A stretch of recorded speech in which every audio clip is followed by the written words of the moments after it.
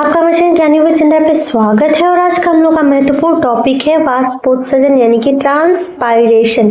तो इसको हम लोग बहुत ही आसान भाषा में इसका अध्ययन करेंगे, तो क्लास को अंत तक देखिएगा। वीडियो अच्छी लगे तो वीडियो को लाइक कर लीजिएगा और चैनल को सब्सक्राइब कर लीजिएगा। तो आइए क्लास को शुरू करते हैं। सबसे पहले देखते हैं वाष्पोत्सर्जन का इंट्रोडक्शन। तो देखिए पौधों में, ठीक है, पौधा क्या करता है, देखिए लगातार जल का जड़ों के माध्यम से अवशोषण करेगा।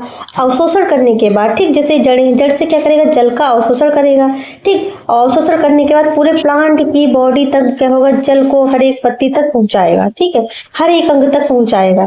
और जब पहुंचाने के बाद फिर क्या होता है, उसी जल का, ठीक है, वाष्प के रूप में आसमान में उड़ना, ठीक, उड़ जाना भाप बनकर के क्या कहलाता है, उत्सर्जन। ठीक है, और यह संपूर्ण प्रक्रिया क्या कहलाती है, वाष्पोत्सर्जन। ठीक है, ट्रांसपायरेशन कहलाती है।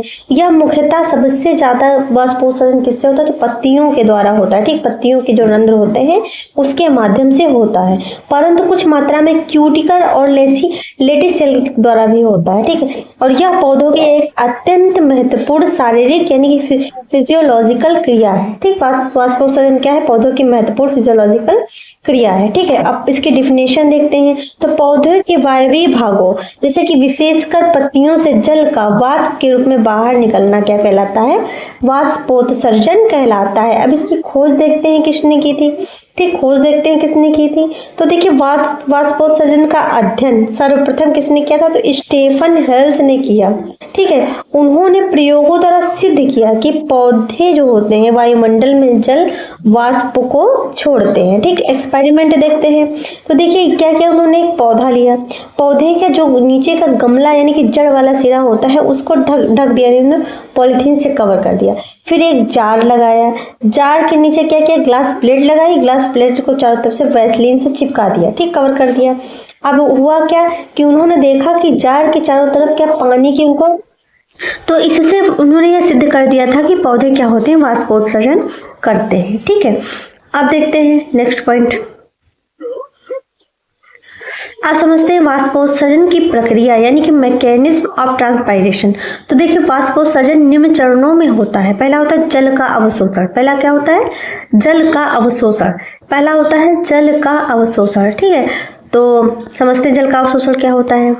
तो देखिए जड़ जो होता है, जड़ रोम जो होते हैं, जो जड़ों के रोई होते हैं, जड़ रोम जो होते हैं, रूट हेयर जो होते हैं, वो मिट्टी से क्या करते हैं, जल को खींचते हैं, अवशोषित करते हैं। जैसे कि आप ग्लास में पाइप, जैसे जूस के ग्लास में आप पाइप लगा के जूस को सक करते हो, वैसे क्या करते हैं, जो पौधे होते हैं उनकी जो जड़ें होती हैं वो सक करने वाली पाइप के तरीके कार्य करते हैं, तो जल को वह खींचते हैं। ठीक है, और जाइलम किसके द्वारा जल किसके द्वारा जाता है, तो जाइलम के द्वारा। ठीक है, जाइलम के द्वारा अवशोषित होता है। जल का परिवहन, ठीक, जल का परिवहन जो होता है, जल का, ठीक, जल का परिवहन क्या होता है, जाइलम द्वारा तने से पत्तियों तक पहुंचता है। ठीक, जड़ से क्या होगा, तने में, तने से क्या होगा, पत्तियों में पहुंचेगा। तो यह कार्य कौन करता है, जाइलम करता है पूरे बॉडी में प्लांट के परिवहन करने का। अब यह प्रक्रिया वाष्पोत्सर्जन की खिंचाव ट्रांसपायरेशन पुल के कारण होती है। किसके कारण होती है, पुल के कारण होती है। ट्रांसपायरेशन वाष्पोत्सर्जन खिंचाव के कारण होती है। ठीक है, वाष्प में परिवर्तन पत्ती की मेसोफिल कोशिकाओं से, ठीक, जो मेसोफिल कोशिकाएं होती हैं जल क्या कर देती हैं, जल को वाष्प में कन्वर्ट कर देती हैं। बाहर निकलना, तो जल वाष्प रंध्रों द्वारा क्या होता है, वायुमंडल में बाहर निकल जाता है। ठीक है, जैसे कि हम लोग की बॉडी से पसीना निकलता है और जैसे ही हवा चलती है तो बॉडी से पसीना क्या होता है, सूख जाता है। उसी प्रकार पौधे समझ लीजिए वाष्पोत्सर्जन के जरिए अपनी बॉडी का पसीना, ठीक, स्वेट को रिलीज करते हैं।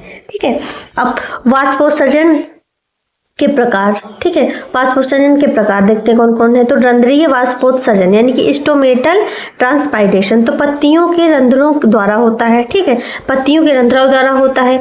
और कुल वाष्पोत्सर्जन लगभग यानी 80 से 90% सबसे ज्यादा इसी से होता है। ठीक है, पत्तियों द्वारा। और दिन में यह सबसे ज्यादा अधिक होता है क्योंकि दिन में धूप और हवा होती है। ठीक है, और क्यूटिकल वाष्पोत्सर्जन देखते हैं। अब देखेंगे क्यूटिकल वाष्पोत्सर्जन। ठीक है, क्यूटिकल ट्रांसपायरेशन, तो यह देखिए पत्ती की बाहरी जो क्यूटिकल द्वारा होता है लगभग इससे 5 से 10% होता है। ठीक है, इतना 5 से 10% होता है। मोटी क्यूटिकल वाले पौधों में 5 से 10% से भी कम होता है। ठीक, 5 से 10% से भी कम होता है। अब नेक्स्ट देखेंगे लेटिकुलर वाष्पोत्सर्जन क्या होता है। ठीक है। इसमें क्या होगा, जो तने की छाल होगी, ठीक है, तने की जो छाल होगी, छाल में स्थित लेटिस सेल्स होती हैं, उनके द्वारा यह होता है और ये सबसे कम इसी से होता है 1%, ठीक है। और दिन रात दोनों समय में यह हो सकता है, ठीक है, यह किसी भी समय हो सकता है, दिन में भी हो सकता है, रात में भी हो सकता है, ठीक है। अब वाष्पोत्सर्जन को प्रभावित करने वाले कारक, बाह्य कारक देखते हैं।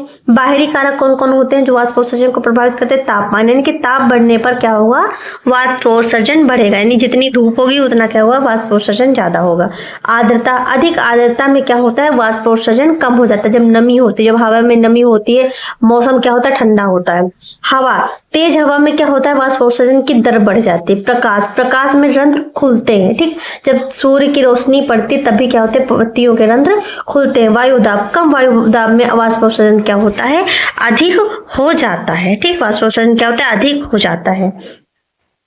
अब देखेंगे आंतरिक कौन कौन से कारण होते हैं, तो रंध्रों की संख्या पे डिपेंड करता है। रंध्रों की संख्या पत्तियों में कम है या फिर ज्यादा है, ज्यादा होगी तो ज्यादा वाष्पोत्सर्जन होगा, कम हो गया तो कम होगा।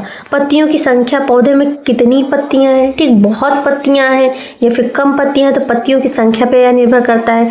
पत्तियों का क्षेत्रफल, पत्तियां बड़ी हैं या फिर छोटी हैं, ठीक है, तो उस पर यह डिपेंड करेगा। क्यूटिकल की मोटाई कैसी है, मोटाई ज्यादा होगी तो क्यूटिकल से वाष्पोत्सर्जन नहीं होगा, ना के बराबर होगा। अगर कम होगी तो वहां से 1-2% हो सकता है, ठीक है। और जड़ों के विकास पर भी यह निर्भर करती हैं, ठीक है। अब वाष्पोत्सर्जन का महत्व देख लेंगे, इंपॉर्टेंस ऑफ ट्रांसपायरेशन, तो रसारोहण, ठीक है, यानी कि एसेंट ऑफ सैप, तो वाष्पोत्सर्जन खिंचाव के कारण जल जड़ों से पत्तियों तक पहुंचता है, ठीक, जड़ों से पत्तियों तक क्या होगा, पहुंचेगा, ठीक है। अब देखेंगे ताप नियंत्रण। ताप नियंत्रण क्या होता है, पौधे को ठंडा रखेगा, ठीक है। वाष्पोत्सर्जन क्या होता है, पौधे को ठंडा रखता है, जिस प्रकार पसीना शरीर को ठंडा रखता है, जिस प्रकार पसीना हम लोगों के शरीर को ठंडा रखता है, उसी प्रकार वाष्पोत्सर्जन क्या करता है, पौधों को ठंडा रखता है। खनिज लवणों का परिवहन, तो जल के साथ आवश्यक खनिज भी क्या होते हैं, पौधे के साथ, जल के साथ क्या होता है, खनिज लवण भी पानी के साथ पूरे पौधे में जाते हैं, ठीक है।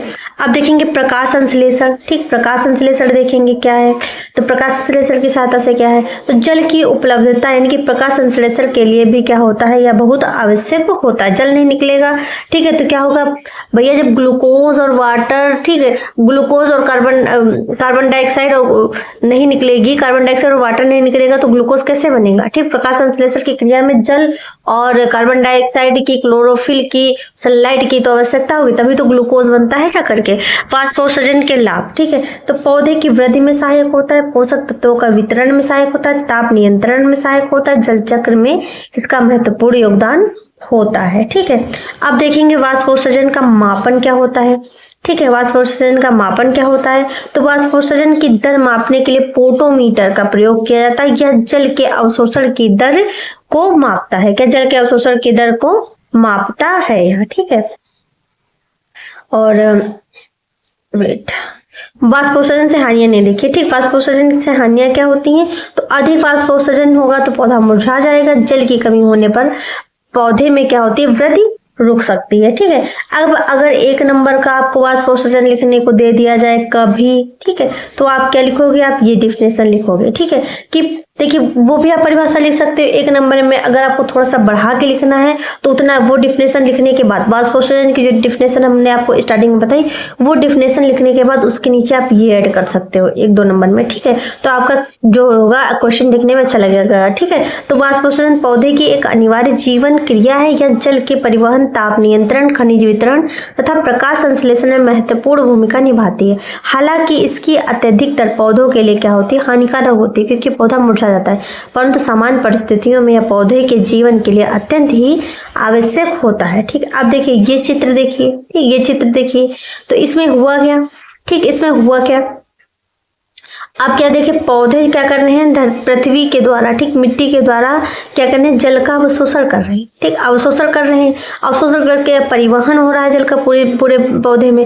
फिर पत्तियों तक जा रहा है, पत्तियों से वाष्प बन करके उड़ रहा है, ट्रांसपायरेशन हो रहा है, ठीक है, उड़ रहा है, उड़ करके जा रहा है, यहाँ पे बादल बन रहे हैं, ठीक है, बादल बन करके क्या हो रहा है, या बरस रहा है, बरस होकर के फिर पृथ्वी में आ रहा है, ठीक है, और फिर धूप निकल रही है, फिर यह वाष्प बन के ऊपर उड़ रहा है, पत्तियों के माध्यम से उड़ रहा है, तो यहाँ जो होती है प्रक्रिया निरंतर चलती रहती है।